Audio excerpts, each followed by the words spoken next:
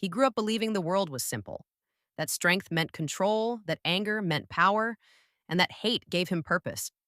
In a neighborhood full of frustration and fear, he searched for someone to blame. And when he found them, his rage found direction. He became a leader, not through wisdom or compassion, but through fury. His words inspired others to follow him, to see the world through the same narrow lens of resentment. Violence became his language, hatred his identity, and pain his proof of loyalty. The chaos he created made him feel alive. But rage always leads somewhere darker. One night, his fury consumed him completely. A moment of violence, fueled by ideology and pride, destroyed lives, including his own.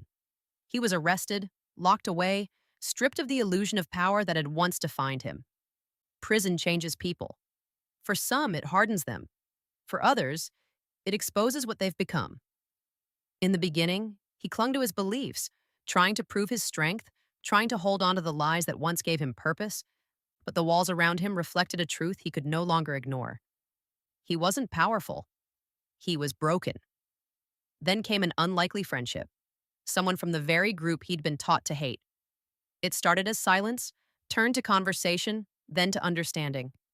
Through humor, through pain, through shared survival, he began to see the absurdity of the hate that had defined his life. And when betrayal came from those he once called his own, the illusion shattered completely. By the time he walked out, he wasn't the same man who went in. The anger remained, but now it was aimed at the ideology that had poisoned him. He wanted to change, to rebuild, to save what was left of his family before they fell into the same trap that had nearly destroyed him. But redemption isn't simple. The past doesn't disappear because you regret it. It lingers. In the eyes of those you hurt, in the scars you caused, in the hate you taught others to feel.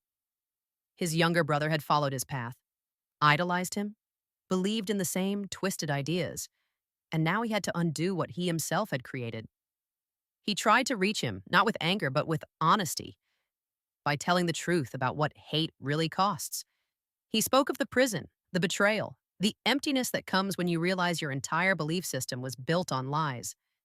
He wanted to protect his brother from repeating his mistakes, from losing his soul to the same darkness.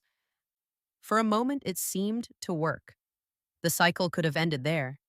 Two brothers, scarred but healing, finding hope in forgiveness and truth. But the past has a way of catching up, and hate, once unleashed, doesn't die easily. When tragedy struck, it was cruel and senseless, like the world he had once helped to create. In that instant, he understood the full weight of his actions, not just what he had done, but what he had taught others to do. Standing there, he realized that redemption isn't about erasing the past. It's about carrying it, learning from it, and doing everything in your power to stop it from spreading. Hate had taken everything from him: his peace, his innocence, his family. And now all that was left was the lesson that hate destroys from within long before it destroys others. Because strength isn't found in rage, it's found in compassion. Power isn't in control, it's in forgiveness. And the real fight, the hardest one, isn't against others, it's against the darkness inside yourself. Can you guess the movie?